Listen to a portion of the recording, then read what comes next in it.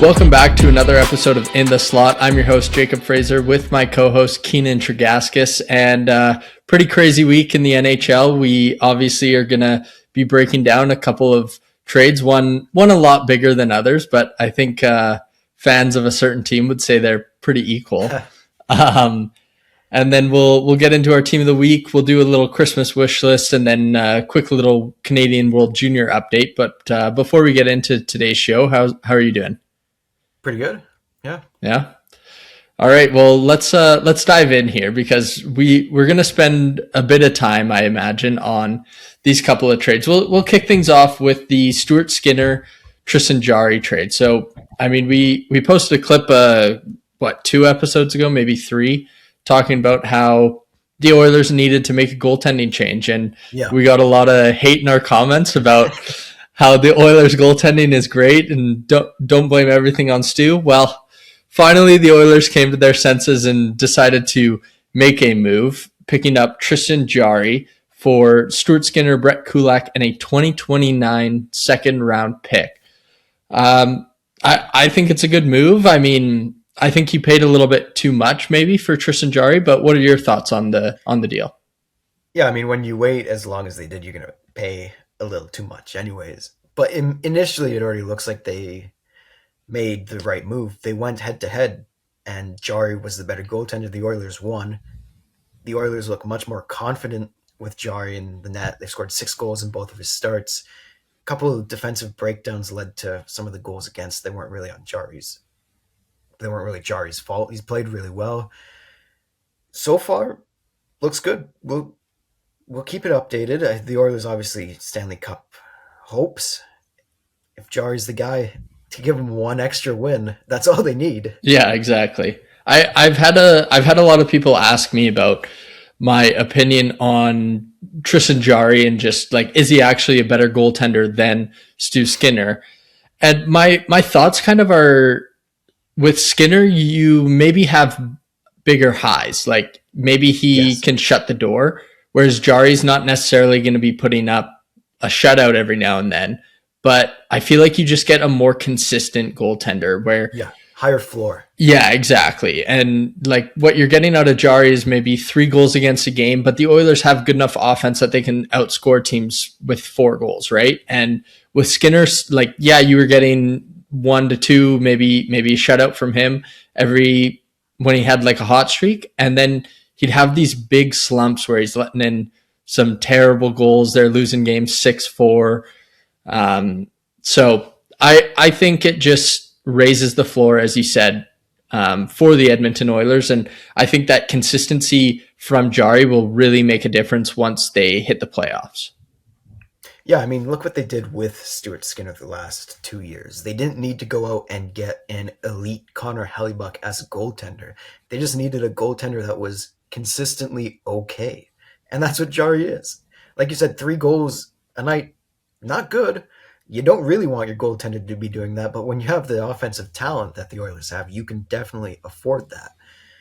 And I think there's just better decision-making from Jarry, too. When he's playing the puck outside of his net, that's kind of what Skinner messed up. And I think that's where a lot of the confidence that the Oilers have with Jarry so far, they didn't have it with Skinner's, because when he had the puck, you're always worried about what he's going to do. Mm-hmm. We saw that a couple of times this year.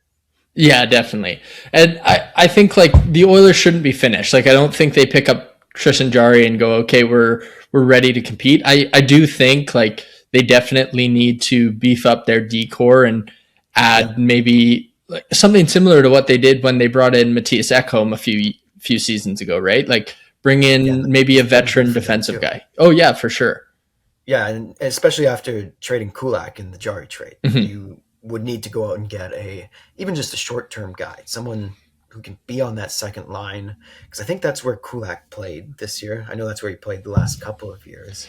Yeah, I can't remember off the top of my head. Second line defender. Yeah, and they did add Spencer Stastny from the Nashville Predators, and he's solid, but again, he's not that second pair guy either. He's more of a third pair depth guy, which is a good addition. But yeah, if they could find a way, I don't know what their cap situation is, but if they could find a way to bring in someone to kind of just play really defensive hockey and um, shut other teams' second or third lines down, then I think that would really elevate them into a true cup contender. Not that they're not a cup contender, but given the fact that the Colorado Avalanche, Dallas Stars, and Minnesota Wild, who we'll dive into in a second here, are they're way ahead of the Oilers right now, and so they Yeah. need to beef up that decor. They'll be getting Wallman back at some point too from the IR. Mm-hmm. So you got that as well. Lots to look forward to, lots to build momentum off of, which is what the Oilers do around this time anyways. For sure. Okay, let's get into the big news of the week. We obviously, I posted an instant reaction to this trade, the Quinn Hughes trade that sent Quinn Hughes to the Minnesota Wild for Zeev Buium, Marco Rossi, Liam Ogren, and a 2026 first round pick. Uh, I I mean, this is the biggest trade we've had in the National Hockey League in a very long time. Yeah, Like it's bigger than the Mikko Rantanen deal for sure. definitely. But yeah, Hey, just both what were your teams are thoughts? undefeated since the trade. Yeah, they are. The Canucks squeezing out 2-1 and 3-0 victories, and then the Minnesota Wild have been destroying their opponents since adding Quinn Hughes. But yeah, just what were your thoughts on the deal initially? Initially, I mean, I was a little shocked it happened as quick as it was. I think I'd said it the past couple of weeks they're going to milk this a little while, drive the price up as much as they can, but they did get a good deal. Like, how much better of a deal are you going to get from someone? I know Buffalo was in rumors. That's the only team you'd get a better trade from because they'd probably still be bottom five anyways, unless they're protecting that first round pick. That's better. But otherwise, you got a great defender, a good second line center, and a decent young player in Ogren that you can help develop, and then obviously the first round pick. You can't complain. You're going to lose the trade because you're obviously giving up the better player immediately, who could help Minnesota win a cup within the next 2 years before he even becomes a free agent. But you got three young players, and a draft pick. That's really good. Yeah, and we talked about this last week too, just the Canucks refusing to use that rebuilding word, and president of the team's hockey operations, Jim Rutherford, came out and used the rebuild word for the Said the Vancouver R Canucks. word. Yeah, I mean it's exciting to me because I think Zevium is obviously a great offensive talent. There's still some work to do on his defensive side of the game, and he just turned 20 years old. Like, he's extremely young, but It's also his first full season in the NHL. yeah, he only played in the playoffs last year. Yeah. But also, what does that say about a guy you're throwing him into his first NHL game in playoff hockey? Like, I think that speaks a lot to how high Minnesota valued him and how good of a player he actually is at such a young age. But yeah, I mean, there's a lot of conversation, and you mentioned it. Like, you're going to lose the Quinn Hughes trade. If he can be a solid first pairing defenseman, and Marco Rossi can be kind of a really good second line center, Liam Ogren maybe a solid middle six forward, I don't know if you necessarily lose that trade. Yeah, and it's one of those trades that it'll take a couple years to see the true winner from it, but initially the team that got the better player, you look at it and immediately go, well, they won. And that's what the Wild got right away. They're in a cup contending window, obviously, and if they win the cup with Hughes on the roster, they won the trade.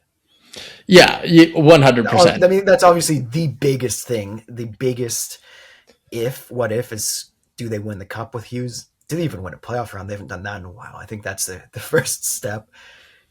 But yeah, you can definitely make an argument in 5 years that the Canucks win the trade, depending on development. Yeah, I wanted to bring that up because there's a world where the Minnesota Wild don't make it out of the first round here.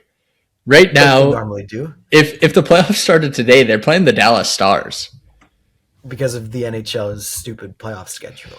Yeah, I think we can kind of agree that in the West, whoever's going to the Cup final is out of that Central Division, out of that top three. As of now, yeah. But it depends on what Edmonton does. Yeah, fair enough. But I mean, even if they do make it past the first round, versus Dallas. Then they take on Colorado. Like, it is not an easy road to the Stanley Cup final for the Minnesota Wild. Like, I think that they definitely are obviously a much bigger threat now since adding Quinn Hughes, but there is some question marks down the middle of the ice for them because they lost Marco Rossi, and now your number one center is Joel Eriksson-Ek, and Danila Yurov is kind of that 1A, 1B, and I don't know. I think they still even have some moves to make if they want to compete with the likes of the Colorado Avalanche and the Dallas Stars. Yeah, Quinn Hughes is obviously the biggest start to building a cup contending core through trades that you can get. Mm-hmm. No one of his caliber is going to be available this year. No, definitely not. But yeah, I like you said, I was shocked by the timing of the trade. I like the trade for both teams, and just given the fact that they're in different stages, like I said earlier, I think this could really end up being a win-win for both organizations. And obviously we're here in Vancouver, so we have a close eye on the players that they got back. But what have you thought of Ogren and Rossi since joining the Canucks roster for these past two games that they've played? Buum's looked good. I think he's obviously the headliner in the return. He's looked the best.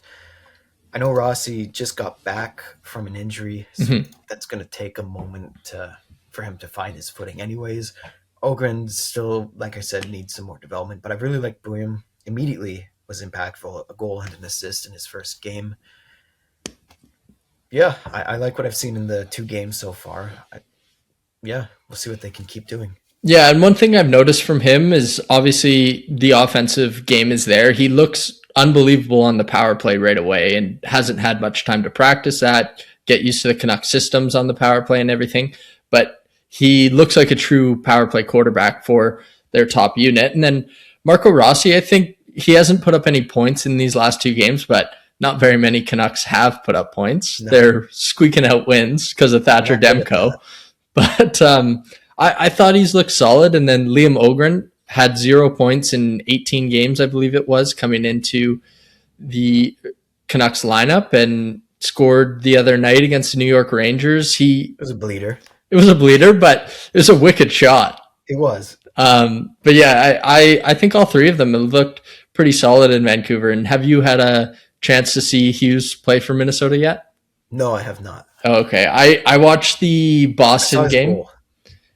His goal. Oh, yeah, that's right. I watched the Boston game. I didn't watch the game against the Washington Capitals, but in the Boston game, it was funny. The first period, he was kind of playing that hero hockey, kind of what he had to do here in Vancouver. Yeah. And then in the second period, he kind of figured out, I can actually move the puck now because I have teammates that actually can play hockey and create for themselves, like Kirill Kaprizov and Matt Boldy.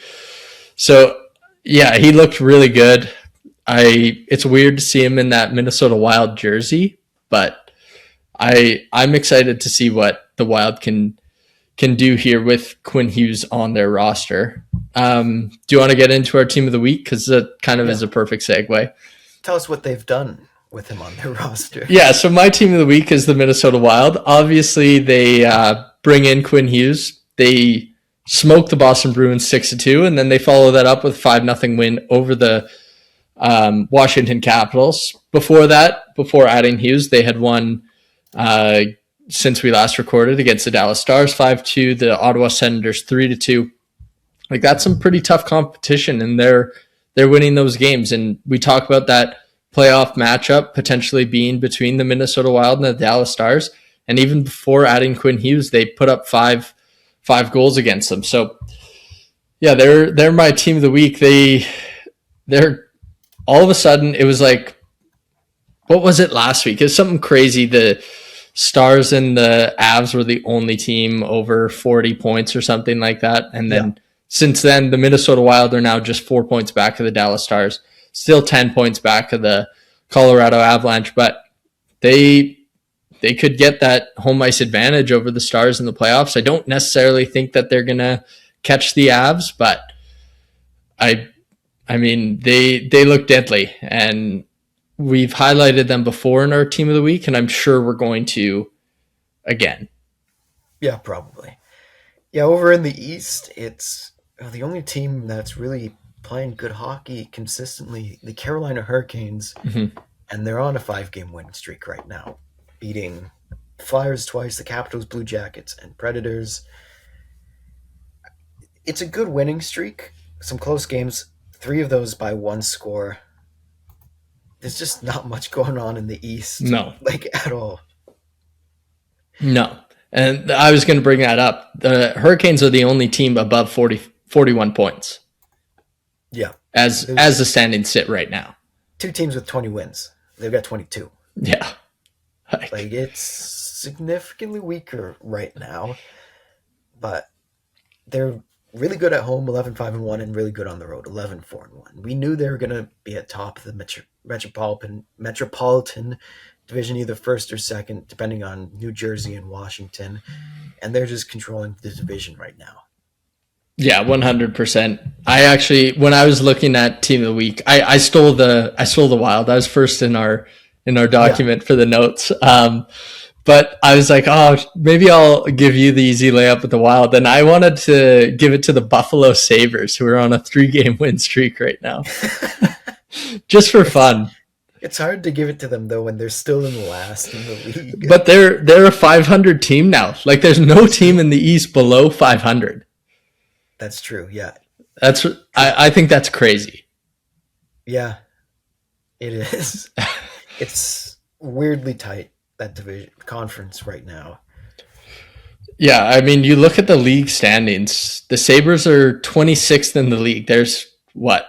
I'm not a math guy. Six teams below them that are all Western Conference teams in the league standings. So Gavin McKenna's coming to the West, it sounds like. Hopefully Canada. Hopefully, yeah. I think he grew up a Calgary Flames fan. That's a real possibility.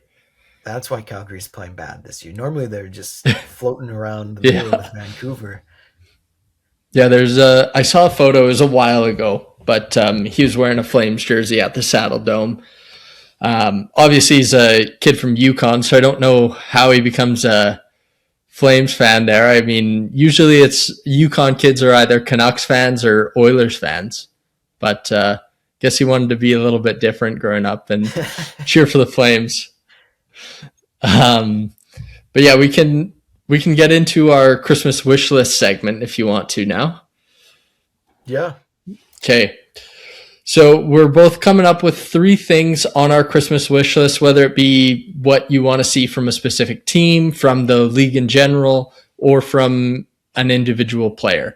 So first thing on my Christmas wish list, I just want a few teams to separate themselves in the East. We just mentioned the Carolina Hurricanes are the only team that's really separated themselves. I'm tired of looking at these standings and just like the fact that the Buffalo Sabres are only 7 points out of a playoff spot with 2 games in hand right now.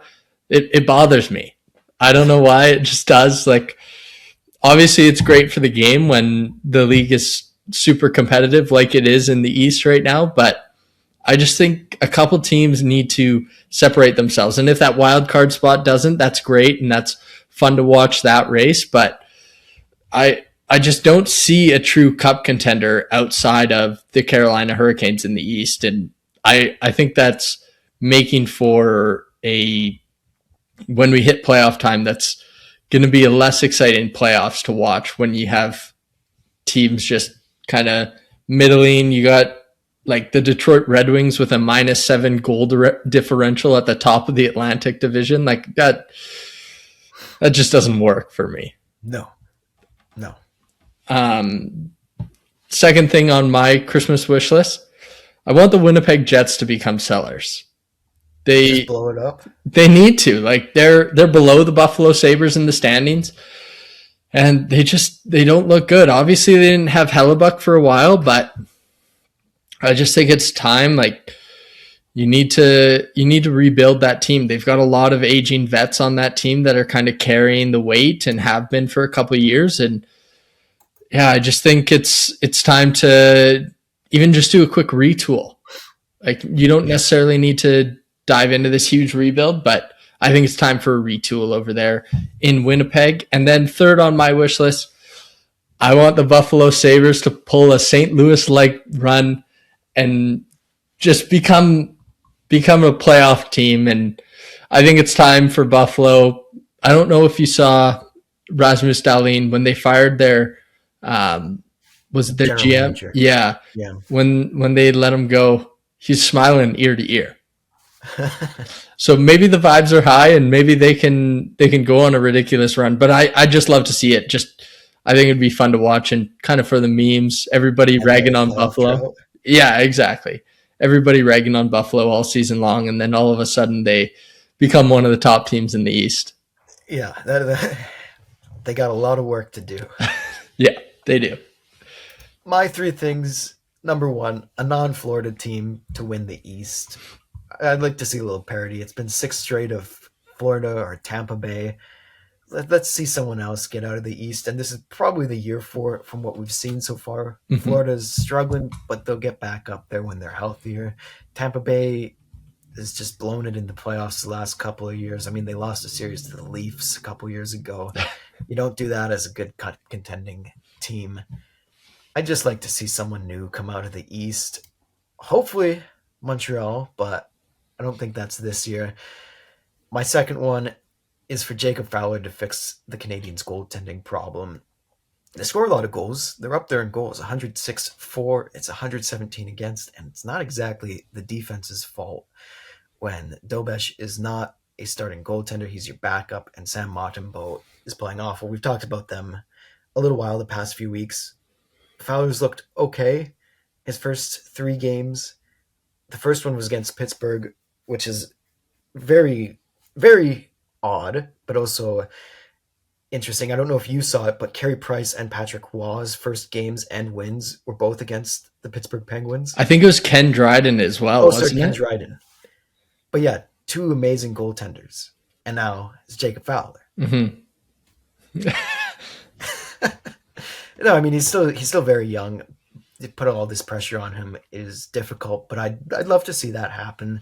Help them finally build some rhythm, get a couple of wins in a row under their belt instead of going win-loss, win-loss. And lastly, you mentioned how McKenna was a Flames fan. My third wish is for him to be a Vancouver Canuck. They just need someone on that forward court that's young, that they can build around. That's not Elias Pettersson because he's struggling to stay healthy, and everyone wants him out of town for some reason. Just we need a new, fresh face. Yeah, I would like to see that too. But I mean, Canucks like to draft Swedes, and Ivar Stenberg is lighting up the Swedish Hockey League right now. So they also don't like to rebuild, but they're now rebuilding. That's true. It's a change. Times are changing in Vancouver. They did take Braden Coots last year over Victor Eklund in last year's draft. They probably heard him. They probably. That was tough. Yeah, Patrick Alvin in tears going up to make the pick. Or no, he didn't make the pick. They did that stupid decentralized draft last year. Well, did you like that? No. No? It's so stupid. We were together for that, actually. We had our... at my house. Oh, yeah, that's right. Yeah, I hated it. Like, it took like 3.5 hours or something. Yeah, and the streams weren't really working. Yeah, the awkward... do you remember James Haggins when he got picked by the Bruins?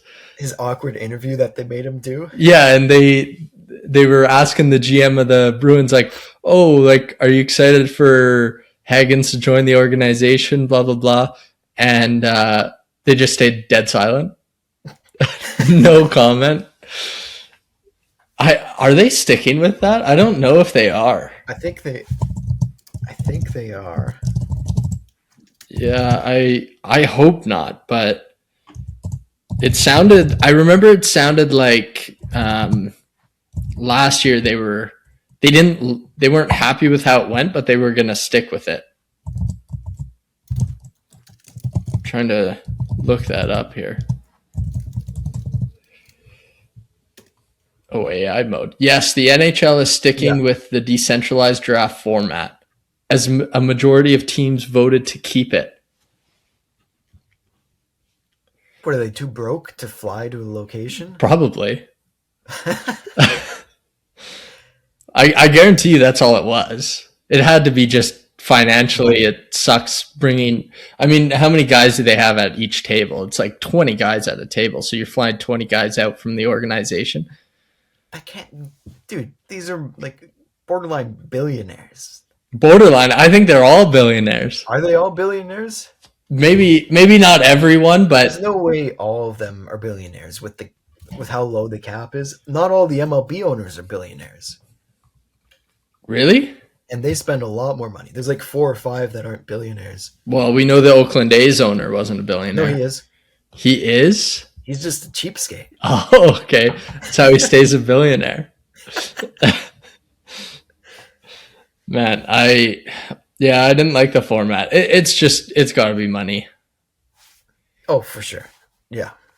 What I wanted to ask you before we move on, what have you thought? I don't know if you've been able to catch Jacob Fowler in net, but what have you thought of how he's played? Because his numbers don't look great, to be honest with you. Like a 3.32 goals against average and 885 save percentage, but he's 1-1-1. Like it's First solid. game was really good. I Yeah. think he allowed 2 goals, but one of them was just an amazing play by Crosby that any young goaltender's gonna fall for. Yeah. And then it was the other one was like a point shot through like a multi-person screen on a 6-on-4 for Pittsburgh. Fine, whatever. It was also like there's like 30 seconds left and you're up by 5. The Rangers game, he allowed some weird goals, but there were a lot of weird bounces in that one too. It was just one of those games Right. where it was like the puck just there's like a magnet in the back of the net. Like I think there's a Rangers player scored from behind the net, just bounced it off of him. Yeah. It's like, well, that's unfortunate. He looked okay in that one. He's make some good saves, but that just needs to clean up a couple of things. Right. Just there's a couple of times where he's like over sliding a little bit. Like you can see it's just like nerves still from being like just young in the NHL. Just needs to relax a little more in the crease. I didn't watch any of the Flyers game because I was doing Canucks socials, and then I saw the final score. They lost 4-1. I was like, I'm not watching the highlights. But yeah, I mean, decent for a 20-year-old to be thrown into this situation. The game is much faster. I liked what I saw in Pittsburgh. And then you're going to have some rough games anyways as a young guy. Yeah. I just like to see him string together a couple of good starts, and then that's how you can truly see if he's got it for the NHL. I mean, he's still give him a couple years and we can have this conversation. Like Wallstead was, people tried to write him and Wolf off 2 years ago. Yeah. Yeah. I mean, you have to give the goaltenders time. And I mean, Jesper Wallstead obviously coming into his own now, but how old is he now? He's older. He's got to be older than, he's 23 years old. Yeah, and exactly. I kind of feel like that's the timeline you have to give goaltenders, like even up till they're 25 to really figure out if they're going to be NHL caliber. And then some come along even later than that. Like, so the fact that he's 21 years old. Yeah. Wolf's my age. Yeah. Played against him when we were younger, scored a hat trick. No, not a big deal. Whatever. All right. I don't know who's counting. He's got NHL wins. But yeah, I mean, I don't think Montreal expected to have to play him at all this year. Like, I think they hope to wait a bit and let him develop in the AHL. He only had 15 games this year and 3 last year before making the jump to the National Hockey League now. So I don't think he's a long-term solution for this season. Like, I kind of expect him to be back and forth between the NHL and the AHL, but hopefully he can string together some wins and some consistency, like you said. And it's just always good for hockey when the Montreal Canadiens are a good hockey team. Yeah, they're the best franchise in the league. You'd like to see. It's weird when they're not good. Yeah, 100%. But yeah, let's move on to our last segment here. The Canadian World Juniors, they made some cuts today. Merrick Vanacker, Jackson Smith, and Jake O'Brien are the 3 cuts that they made. Vanaker was a late addition to camp and obviously has been having a great season in the Ontario Hockey League, and so well deserved to get a chance in camp. But I think just the fact that he was that late addition, there wasn't much of a chance for him to make the team anyways. Jackson Smith and Jake O'Brien, I am a bit more surprised by, though. Jackson Smith, I mean, he's big. He's a great skater playing NCAA hockey this year, but I think he just really struggled at camp from what I heard, and he's been not having the best year at Penn State. Not that really anyone is, even Gavin McKenna himself, but yeah, I was kind of surprised by it, but then looked into it a little bit more. Did some research on what people were saying about him during camp, and that was a bit less surprising after that. And then Jake O'Brien, I think he was the 8th overall pick in this last year's draft with the Seattle Kraken. And I fully expected him to make the team. He's having an unbelievable season in the Ontario Hockey League, 46 points in 27 games, had 98 points last year in his draft year. But I don't know. I was just kind of surprised to see him cut. And then they do still have one more cut to make. It's most likely going to be a goaltender since they still have 3 on the camp roster. And just given the fact that Carter George and Jack Ivankovic were on the team last year, it's probably going to be Joshua Ravensbergen. But I mean, he's probably one of the best goaltending prospects in the world right now. So they've got 3 really good options in net for Team Canada this year. But I mean, we might do a World Junior preview next week, just depending on scheduling around Christmas time. Our weekly recording time obviously being Thursday, Christmas Day, we're not going to be getting on unless you really want to. I don't have time for this. No, I don't either. But I'm just excited for this year's World Juniors. I'm always excited, but I feel like Canada, there's just a lot of promise for this team this year, given the fact that they've been so bad. My dad doesn't watch hockey. He'll always turn the World Juniors on and be like, we better win it. Be like, you haven't watched an NHL game, a regular season NHL game in years. He's like, Team Canada, ride or die. I mean, what do you think of the roster? Like, obviously McKenna's kind of headlining that. They played in the pre-tournament game. I don't know if you got the chance to watch that. I was able to watch the second and third period of that game, and Gavin McKenna looked really good alongside Brady Martin. They combined for both of Canada's goals in their win over Sweden. It was a 2-1 win. The thing that concerned me, obviously the team needs still a lot more time to gel, and that's going to take a bit. And I think that's why they've cut the roster down to what they have now, because they want to give the team as much time to gel after they've made their cuts. But there just wasn't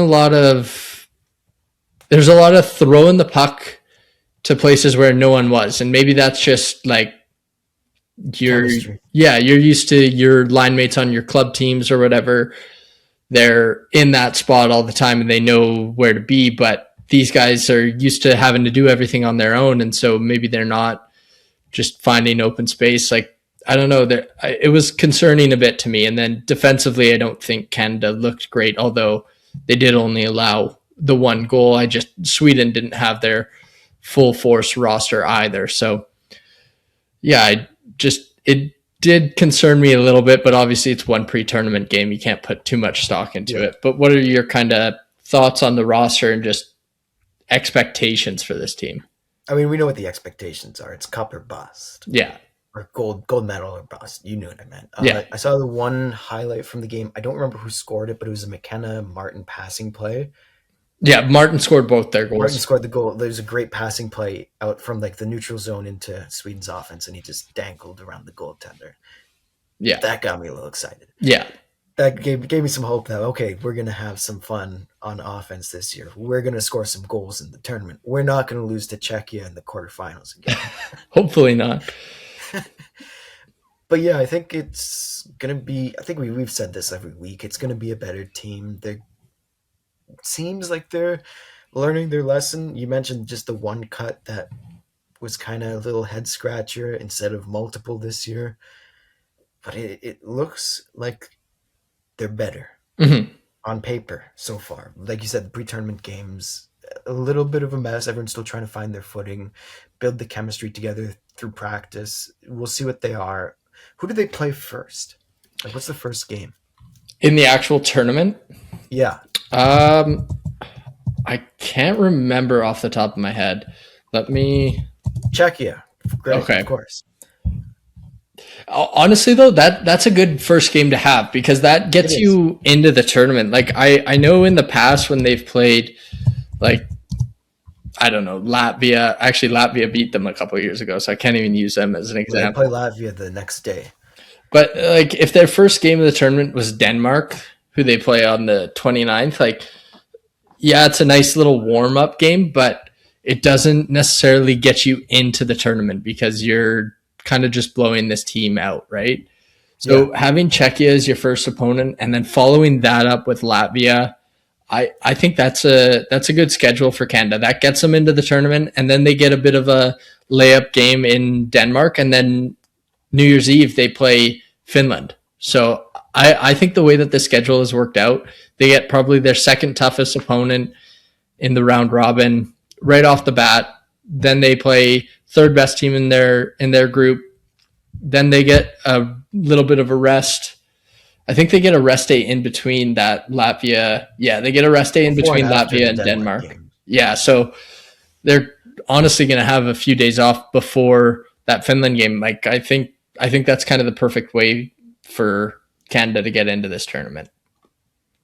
Yeah, it's set up for them. They got to win it this year. They got to Mhm. win their pool first of all, and then obviously win the tournament. Yeah, yeah, and that's a problem that they've had in the last couple of years too, and why they've lost to Czechia is because they have to play Czechia in the first round because they're not winning their group. Yeah, And so you win your group, you get the fourth place team in the other group in the quarterfinal matchup that typically is a weaker opponent. it's gonna be Germany or Slovakia probably. Probably, yeah. I mean, I could even see Switzerland in the mix there. Yeah, one of those three. Yeah. So, yeah, I would think unless something drastic happens with US or Sweden, which those are probably the two favorites outside of Canada to Yeah, medal. you assume those are 1 and 2 in their pool. Yeah. So, yeah, I mean, you kind of want to delay those games to the semifinal matchup, and yeah, I think the roster looks good this year, and if we do get our chance to dive into it, we'll have a opportunity to watch the pre-tournament games and really give a good preview next week if we get the chance. And so, if we don't, we can leave it on this like high We'll talk about it expectations. while it's happening, anyways. Oh yeah, that's true. I didn't even think about that. We're just not gonna do a preview and then just not talk about it. Yeah, I don't know why. I thought the tournament was way shorter than it is, but you're Even right. then, we'd still get to it when we're back. Yeah. Yeah, when are the finals? Finals are on January 5th. Okay. Yeah, January 5th, the Monday. I hate Yeah, that it's on a Monday. it is. That is a little weird. They could have started the tournament one day earlier than the finals are Sunday night. Well, no, the tournament always starts on Boxing Day. Yeah, you're right. Never mind. But like I don't know.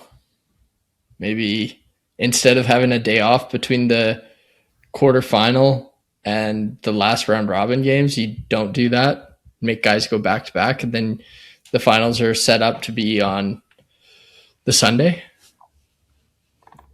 Yeah, you could do that. Just like it's a Monday at 1:30 Pacific time. Oh, that's a bronze That's the medal game. bronze. Okay, Monday at 5:30. That's not as bad, but still, like I want to be able to watch the whole game. Sometimes I don't get home from work or off work in time. Record it. No, you can't record it. Then you can't go on your phone. You can't do anything. I'll message you highlights if you're not watching it. That's what I Look who hate. scored. Hey, My buddy used to do that all the time. Like I'd be like, "Oh, I can't watch a game. I got to record it," and then he'd forget and he'd text me, "Oh, they just scored. Fuck you." Yeah, those are the worst. After you tell him like right when the game's happening, you're like, I'm not watching it right now. Don't spoil it for me. And then Yeah. he'd call me in like an hour or two. Yeah, that's the worst. But yeah, we can wrap up there. If is there anything else you want to get to before? No, I think we're good. Okay, awesome. Well, thank you for joining us, and be sure to check out some of our other shows on the Horizon Media YouTube channel. We've got Keenan hosting the Bench in the Bleachers with Alex Tanaka. We've got Which is myself, baseball. baseball. Yeah, thank you. Myself, I got a basketball podcast with my buddy Cam Connolly, Ball Don't Lie. And then we've got our football show, The Film Grinders, with Nick Hauka and David Hollinshead.